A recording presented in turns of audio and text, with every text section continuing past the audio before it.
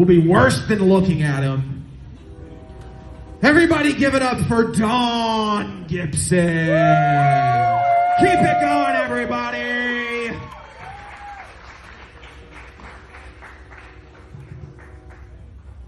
Did you guys see the promo poster for this show?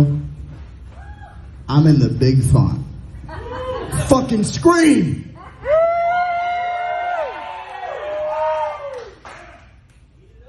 That's all I got. There is no reason why we can't wipe our dicks. Nothing stopping us. For thousands of years, men have gotten by with this devil-may-care fucking cockwaggle to get piss off of us. Who the fuck do we think we are? That shit don't work. We spackle and trickle and fucking have extra fucking fluids in the tubing. And we get a little circle outside of our shorts so everyone knows we're just a fucking beast. We could wipe our shit like our more civilized female counterparts. We just don't. Because we're men, and you can't make us. Fuck. We even make special men piss stalls in every public restroom. There's no fucking toilet paper in sight. The hubris.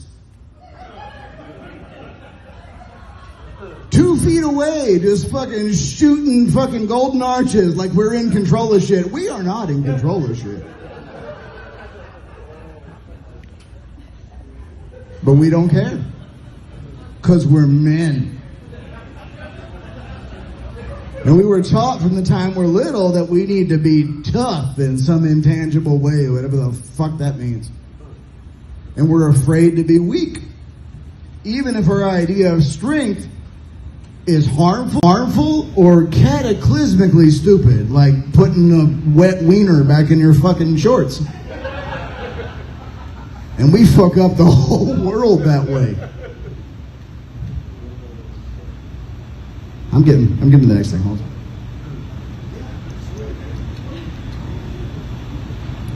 For example, I sat next to a bodybuilder on an airplane. The epitome of masculinity pushed out to a cartoonist extreme. And when I say bodybuilder, I need to know that you understand what I'm saying. It's not a dude with big muscles. It's a man so obsessed with building his body that he forgot what a body looks like. He's been building something else.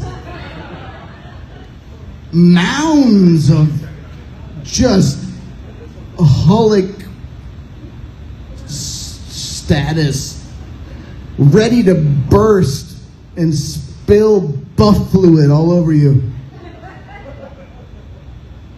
Or whey protein powder.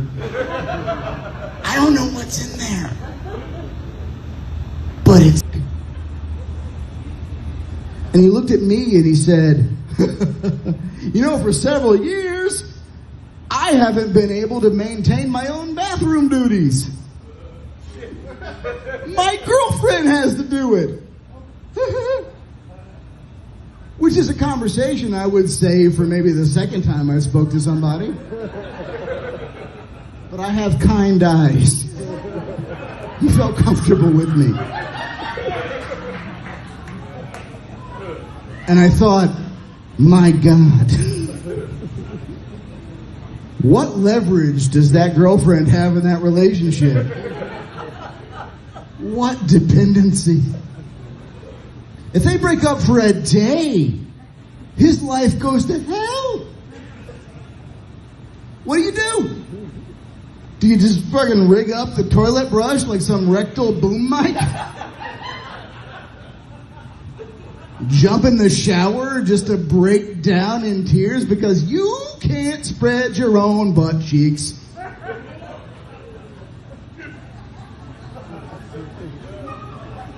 What if they break up for permanent? Hit the market with that on your online profile? How many dates before you can even broach that subject? Hey, Cassidy.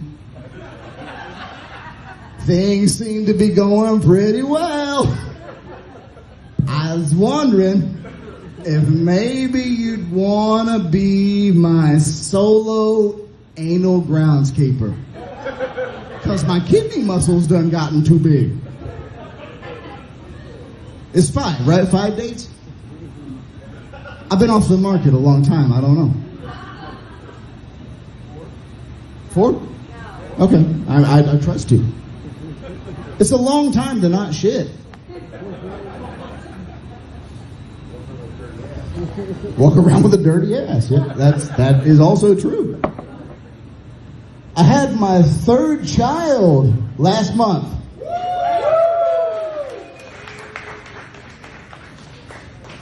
Meh. The difference in a first pregnancy and any subsequent pregnancies is so big. The magic is so different. Because the first pregnancy is full of mystery and all kinds of surprises. But anything after that, you know what the fuck's going down. This was a hardcore, rigid, cold, German, efficient fucking pregnancy that tolerated no shenanigans. Like, stop watching videos of homeless cats. Your hormonal ass is going to cry for 40 minutes and then you're going to want to talk at 1 in the morning about how you're so afraid that the pets aren't going to like the scent of the new baby. Stop acting like you're not going to mix 6 fucking dipping sauces together into some kind of just hardcore suicide of spices, you disgusting, beautiful creature. But we walked in to the delivery room with veteran swagger because we knew what the fuck was coming. And that allowed her to put down a bunch of boundaries for stuff that bothered her the first few times around. But more importantly, it allowed me to say that I was not going to participate in something called skin to skin. Do you guys know what that is? Yeah? For those of you that don't, in the moment after your child is born, where there is nothing permeating the room but joy and just chunky, bloody fluids, a nurse will turn to you and go, "Take your fucking shirt off!" Like the beta cuck little fucking puss you are. And you know what? You do it. You fucking do it! And your flab sticks out over your jeans. You got a bunch of mushy black stuff in your fucking belly button that you were gonna excavate later in private. And your nipple hairs are just all over in different directions like the Vitruvian Man and the cover of some medical journal. And you cry a little. Because you weren't ready for this, and you're vulnerable, and you're chilly. And the nurse saunters over to you, and she blunts out a cigarette on your back because you're a sissy little bitch and she owns your ass. And then she plops your kid right in the middle of your fucking cookie, doughy, kinetic sand torso. And that's supposed to be bonding. 15 minutes of my son publicly titty fucking me. Bonding. That's the cornerstone of our relationship. Is that too far?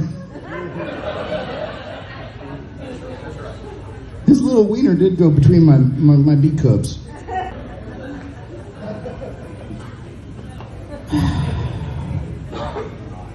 How long do you guys think that the gift bag market economy has? Is that too drastic of a term? Look, I got 7,000 of those motherfuckers in my basement.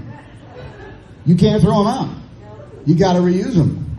It don't matter what it is. Christmas, birthday, stars, princesses, Ninja Turtles, fucking Mater from Cars. If there's a fucking reusable gift bag, your ass reuses it. And from what I can gather, in this highly polarized world that we're living in, that's the only thing we can agree on. Is if there's a good fucking gift bag, you reuse that shit, right? That's not loud enough. Do you reuse the fucking gift bags? So how long until that economy collapses? How long until there's no longer a need for new product introduced into that market? We're all, just swapping pre-existing shit. It sounds trite, but there is certainly some American Greetings executive keeping himself up nights about this shit. He's chain smoking. He's being short with his kids. Like, sit the fuck down, Trevor! I'm sorry, buddy. It's just this goddamn bag thing. He's trying to fucking design obsolescence into the packaging program. He doesn't have time to go to your fucking recital, Trevor. He's working with scientists about fucking paper that will break down with a 2-week half-life. He's playing God, not a goddamn clarinet, Trevor. You fucking disappointment. I hate Trevor.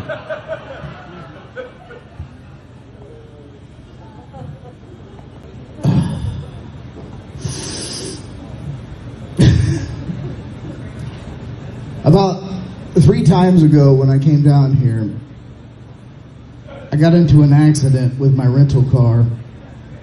Some dude in the Walmart parking lot sideswiped me. 13? I don't think that has anything to do with what I'm saying. He just said it loud and audible. A guy in the Walmart parking lot sideswiped my rental car, and he got out, and he was a fucking 6'7" biker guy with a fucking skull and crossbones tattoo that said, "Lincoln is dead," which is accurate, but weird.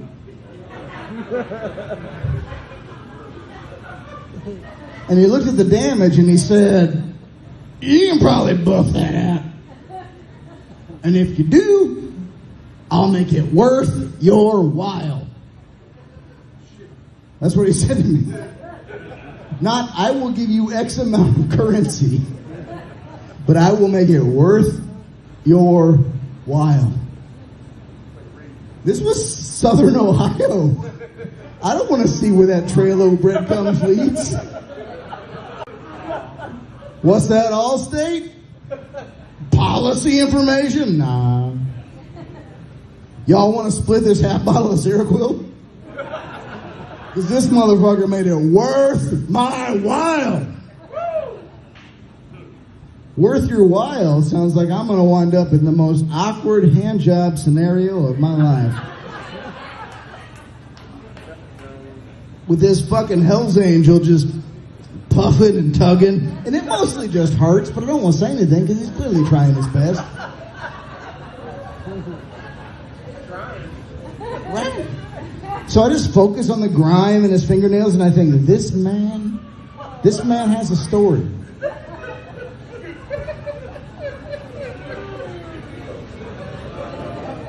What if I loved it? I'm damn near 40. I turned 40 this month. I don't have time to learn that about myself. I don't have time to be trolling bars for an iron fucking horseman to give me a tuggy. That ain't safe. I live a boring life. I don't know. He never actually touched my penis, sir. I mean, I assume he does. He seems like a man with calluses. He seems like a man that operates a wrench. But I live a boring life. I spend a sad portion of my free time watching Call the Midwife. That was unexpected.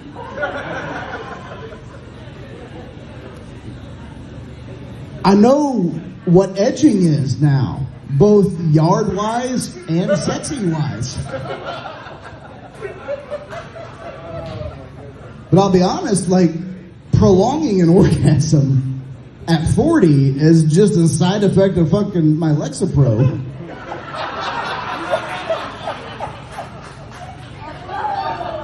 Like, I go a long time, but it's not good. It's like the 17th pitch of a full count. It's foul ball, foul ball. And the crowd's just rolling their eyes like, do I need to fucking do something with my mouth to push this along? Yeah.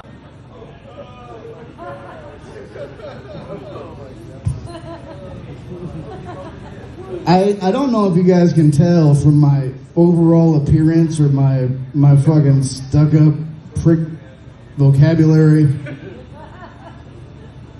or my soft lotion hands. But I'm a bit of a liberal. And I live in Chicago-ish. You don't know. Let's just call it Chicago. And my neighbors right next to me have the full fucking MAGA starter kit. The Trump 2024 flag, the Biden and the bitch bumper stickers, a bunch of signs about the Brandon thing. I don't really know what that is, but y'all seem to enjoy it. And that's good for you. And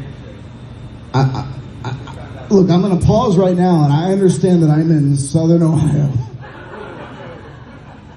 And that on my best night, I've got 43% of the crowd, maybe, in the same ideological place I'm in. But that's not what I'm here for. I'm not here to argue whose policies are better between the meanies and the pussies. But I think we can all agree that if you've made a crusty white politician your hero, or your fucking backdrop font of your personality, you're fucking weird.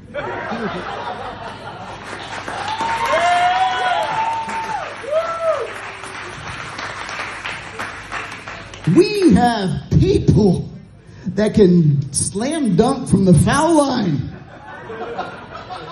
that can diagnose multiple medical emergencies from their memory, that can play 400 plus instruments proficiently, and you pick this fucking infected foreskin of a human being as your hero? This villain from every 80s movie? We're talking about picking a fucking politician as your hero.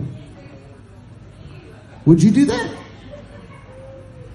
As a hero, as a person you put up stuff for. But the thing about it is my neighbors, they're kind neighbors.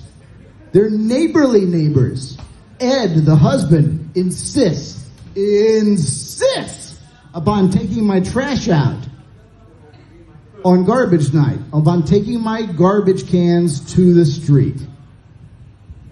He has to do it. There's nothing that will talk him out of incrementally inching his way in an agonizing speed to the curb with my trash. But the thing is, Ed is old. And Ed doesn't know precisely when garbage night is.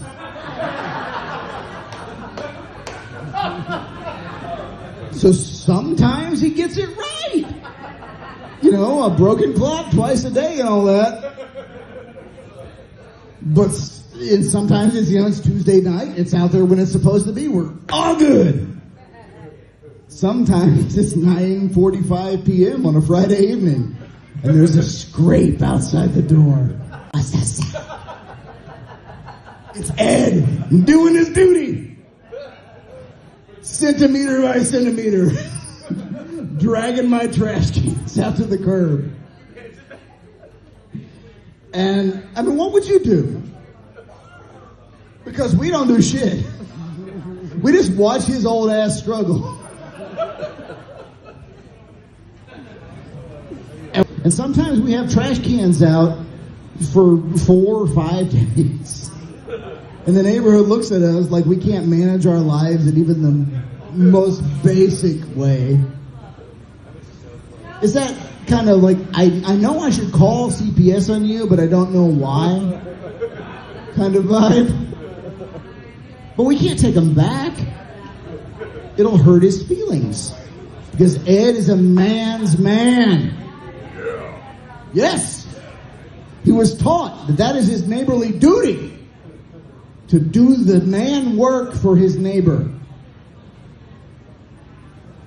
Ed's the kind of guy that will brag about shit that's just ridiculous from his childhood. Like, nobody watched us for fucking 4 to 5 years. Instead of phones, we went and fucking killed lizards in the park.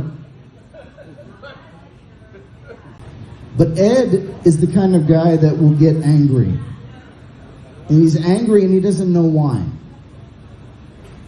He gets angry because he wants his childhood. He wants to know that he in fact was able to kill lizards. He in fact was able to put his mouth on a drinking fountain. And nobody was scared of it. And that's fine, but the drinking fountain said whites only, Ed. Maybe calm the chest pounding a little.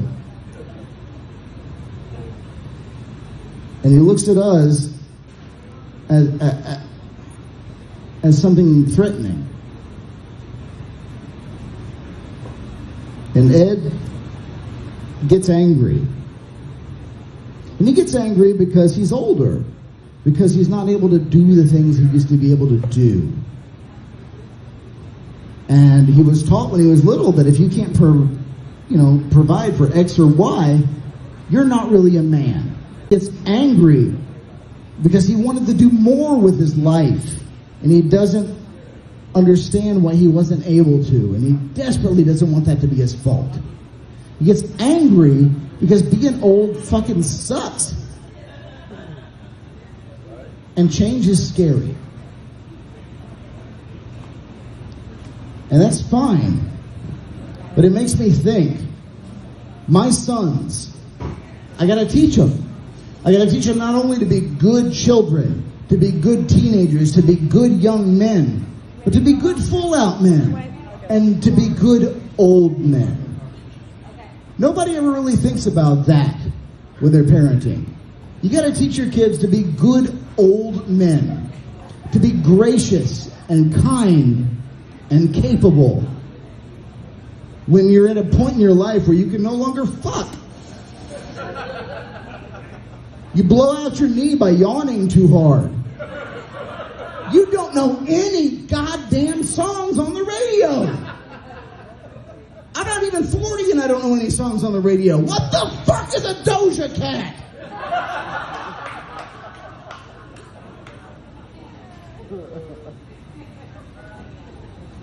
I truly don't know. When I look at this and I think, how do I stop this cycle of bitterness? I'll step out and I'll look at my yard and I'll look at Ed's yard. And Ed's yard is nicer than mine because he employs an army of people that he desperately wants deported.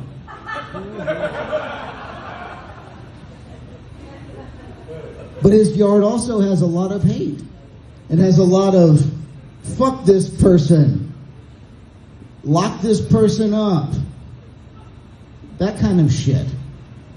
I got one sign in my yard and it says, love is love. And it reminds me. It reminds me that it's very easy to tell what house to rob.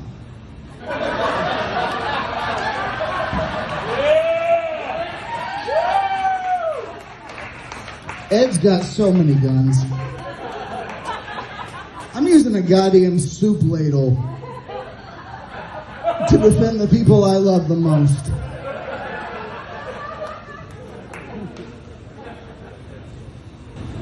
Fucking Ed. But it also reminds me that if I'm going to teach my sons anything in this life,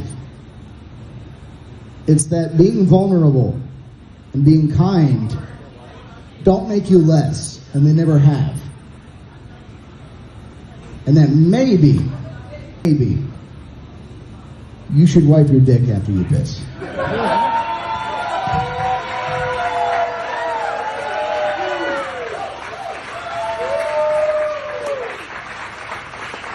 Thank you all so much for coming out. You're a beautiful crowd. Is that mine? I don't know who bought this, but thank you. That's brilliant, everybody. Get up.